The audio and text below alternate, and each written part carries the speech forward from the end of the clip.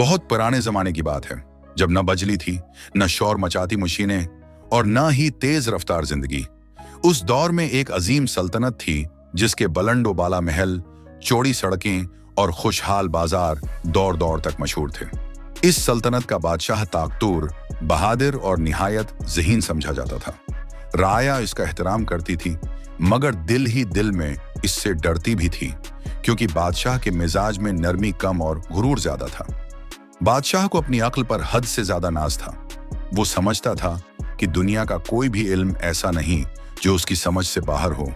दरबार में बैठकर वो अक्सर कहता, मैंने किताबों से नहीं तजुर्बे से सीखा है और तजर्बा कभी झूठा नहीं होता। दरबारी वजीर और मुशीर सर हिलाते रहते, क्योंकि किसी में इतनी हिम्मत न थी कि बादशाह की राय से इख्तिलाफ करे। एक दिन बादशाह के दिल में एक अजीब ख्याल आया।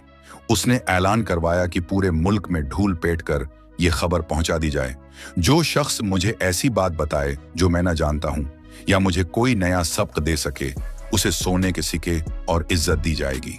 ये ऐलान सुनकर मुल्क भर के आलम, फकीह, शायर और फलसफी दरबार में आने लगे। कोई सतारों की बात करता, कोई हिकमत की, कोई पुरानी किताबों के हवाले देता।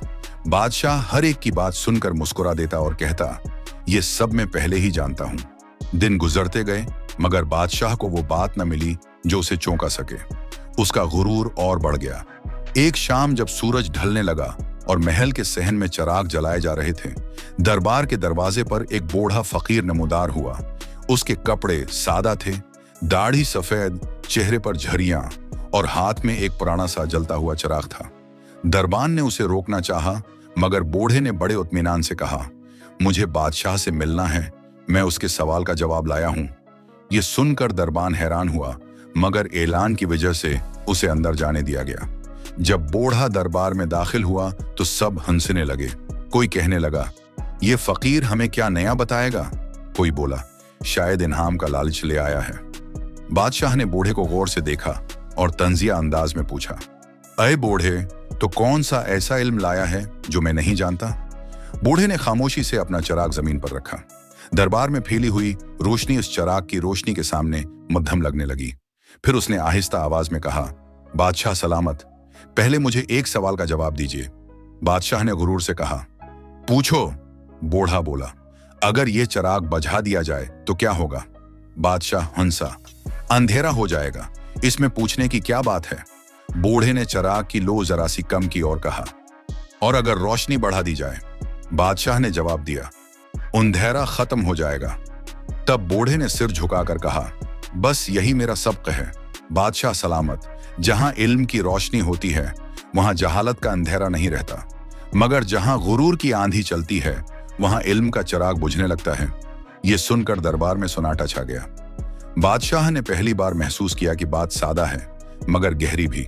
फिर उसने सख्त लहजे में कहा, यह बात तो हर कोई कह सकता है, उसमें नया क्या है? बूढ़ा मुस्कुराया और बोला, नया यह है कि आपने सारी उम्र दूसरों को सिखाया, मगर खुद सीखने से इनकार किया।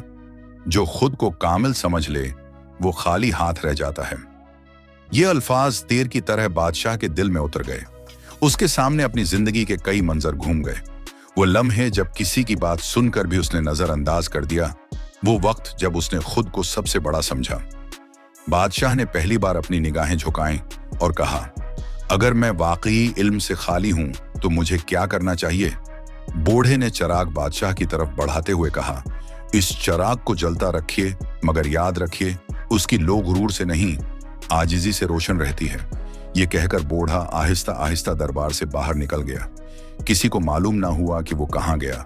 इस रात बादशाह को नींद ना आई।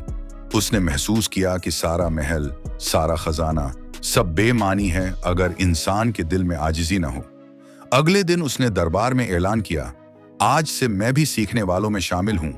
जो बात सच हो, चाहे वो किसी गरीब की जबान से हो, मैं उसे कबूल करूंगा। वक्त गुजरता गया। बादशाह का रवैया बदलने लगा। वो अवाम में जाकर उनकी बात सुनता, इल्मा के साथ शागिर्द की तरह बैठता और हर नए इल्म को शुक्र के साथ कबूल करता। सल्तनत पहले से ज्यादा खुशहाल हो गई और राया के दिलों में बादशाह के लिए एहतराम खौफ की जगह लेने लगा। लोग आज भी कहते हैं कि इस रात के बाद महल में एक चिराग हमेशा जलता रहता था, ताकि बादशाह को याद रहे कि असल रोशनी तख्त से नहीं, इल्म और आजिजी से आती है। सबकी कहानी, गुरूर इल्म का दुश्मन है और आजिजी उसका मुहाफिज। जो इंसान सीखना छोड़ दे वो जवाल की तरफ बढ़ता है, और जो हर लम्हा सीखने को तैयार रहे वही हकीकी मानों में कामयाब होता है।